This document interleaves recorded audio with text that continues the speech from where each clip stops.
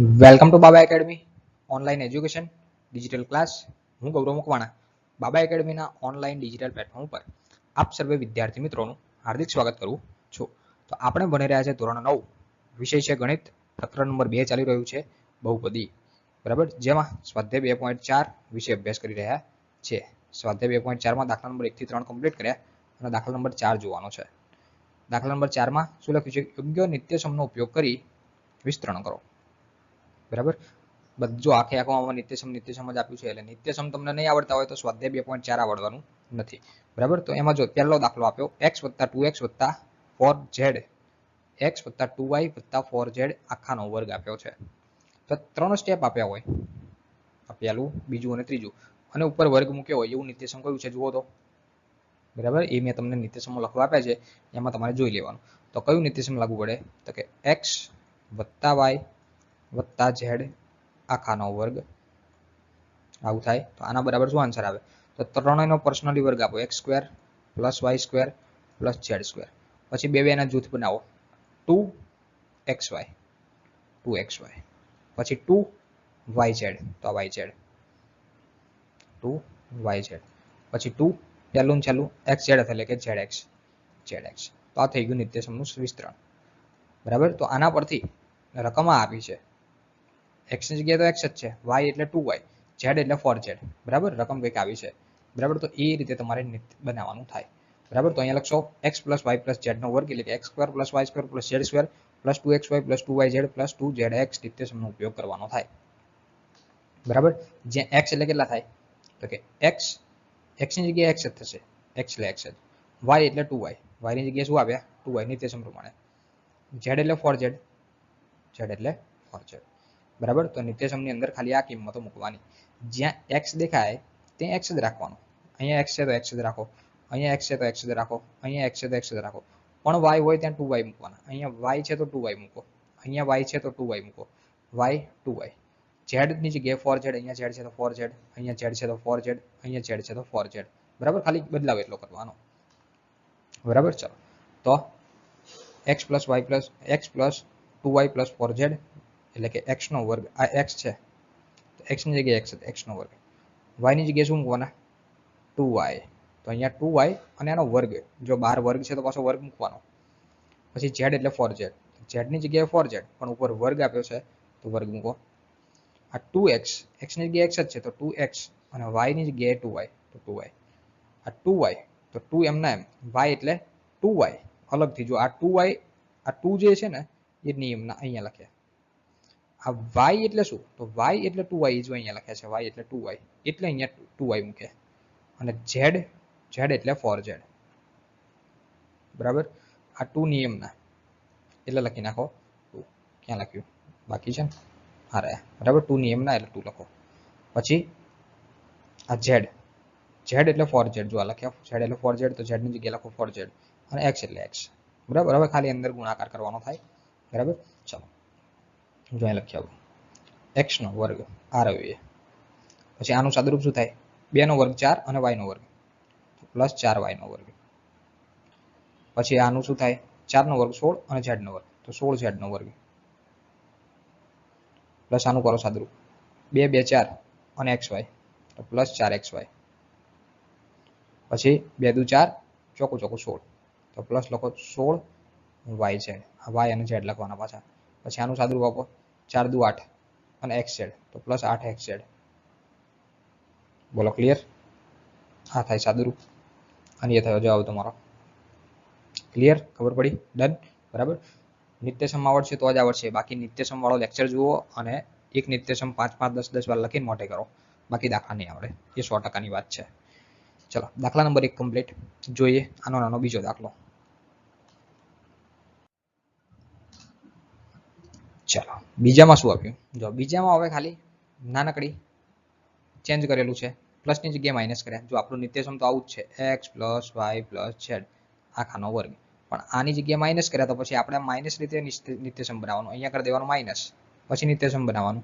બરાબર, તો માઇનસ વાળો નિત્યસમ કેવી રીતે બનાવશો? બરાબર, તો એ અહીંયા લખેલું છે, બતાવી દઉં તમને. અહીંયા શું લખશો? x + y + z નિત્યસમ અનુવાદ, પણ y ની જગ્યાએ માઇનસ મૂકવાના. બાકી બધું સેમ ટુ સેમ, જ્યાં y દેખાય ત્યાં માઇનસ આપવા જોઈએ.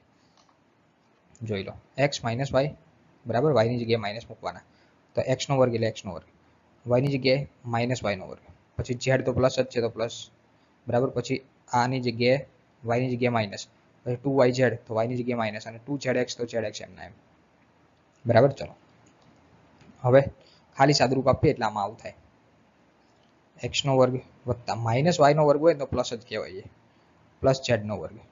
હવે આ પ્લસ માઇનસ માઇનસ 2xy,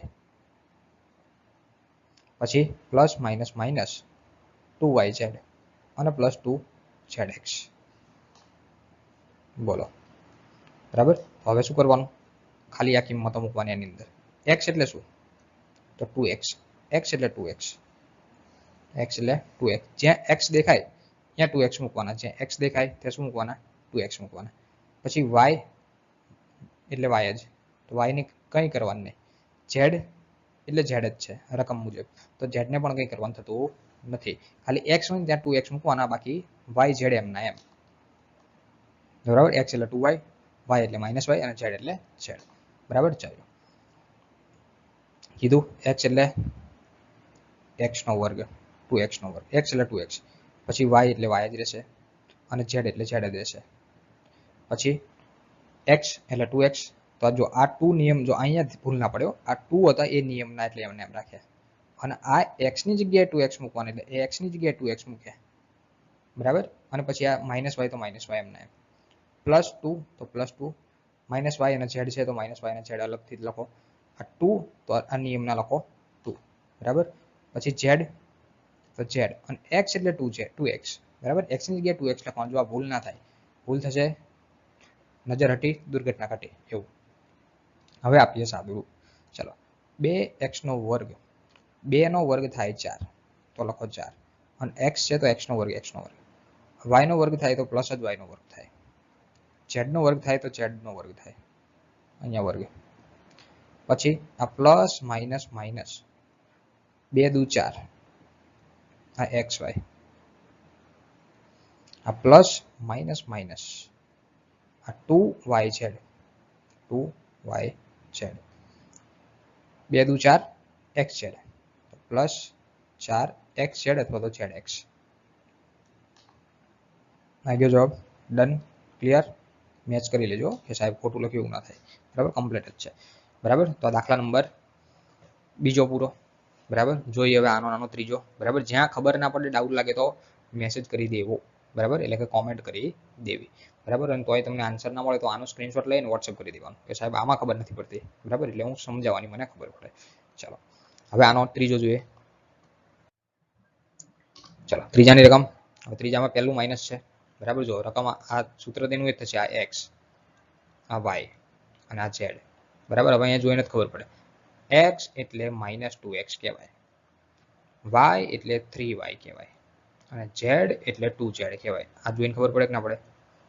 હવે જો આ પહેલા હું હાથથી લખાવું આખો દાખલો, પછી સ્ટેપ બાય સ્ટેપ જોઈએ બરાબર. જો હું તમને પહેલા અહીંયા આને ઇરેઝ કરી નાખું બરાબર, અહીંયા સાઈડમાં લખી આપું, ઉપર જ લખું. જો x એટલે શું થાય, x એટલે આ પહેલી સંખ્યાને x કહેવાય, -2x.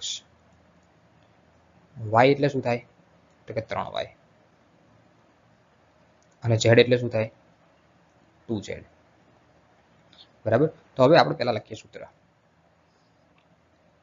x plus y plus z એનો વર્ગ. સૂત્ર શું થશે, સૂત્ર એવું થાય, પહેલી સંખ્યાનો વર્ગ x નો વર્ગ વત્તા y નો વર્ગ વત્તા z નો વર્ગ વત્તા 2 નો ગુણાકાર 2xy plus 2yz plus 2zx બરાબર. જે વચ્ચેની લખાણ પટ્ટી છે ને શબ્દોવાળી બરાબર, એ પછી આપણે ડિજિટલી જોઈ લઈશું, પહેલા હું લખીને બતાવું.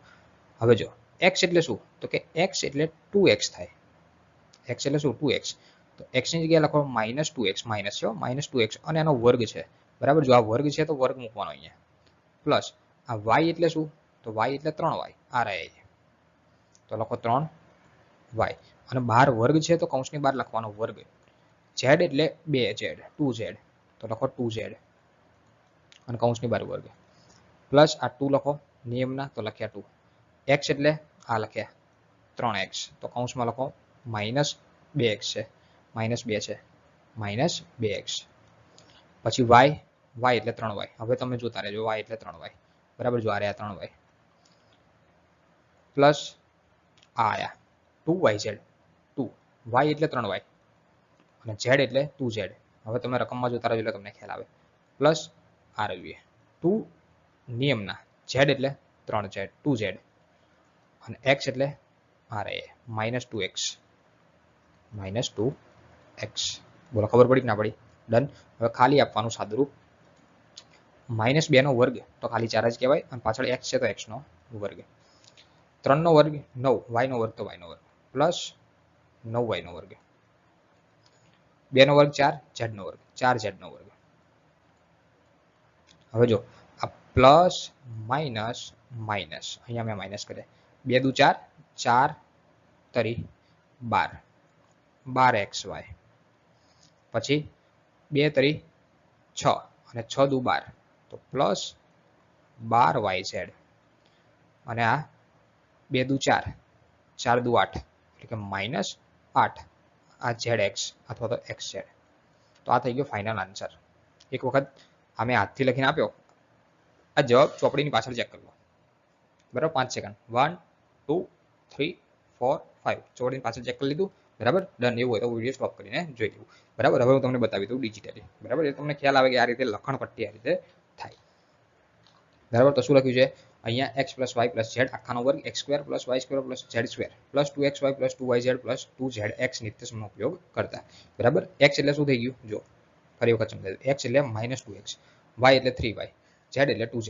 બરાબર, આટલું થાય. ચાલો, બરાબર, આ રીતે કંઈક નિત્યસમ બનશે. બરાબર, આ નહીં બનાવો ડાયરેક્ટ લખી નાખો તો પણ ચાલે. ચાલો, શું થયું?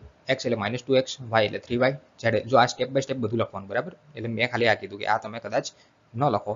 બરાબર, વચ્ચેથી આટલું સ્ટેપ તો ચાલે. બરાબર, પછી આ જ્યાં x એટલે આ થાય એ બધું લખવું પડે અને આની અંદર મેં તમને જે પ્રમાણે લખાયું પછી એ રીતે તમે લખી શકો. ચાલો, બરાબર, ખાલી સાદુરૂપ આપી દો આને. સાદુરૂપ આપી દેશો તો તમને જવાબ મળી જશે. બરાબર, આ લખાયો એ પ્રમાણે.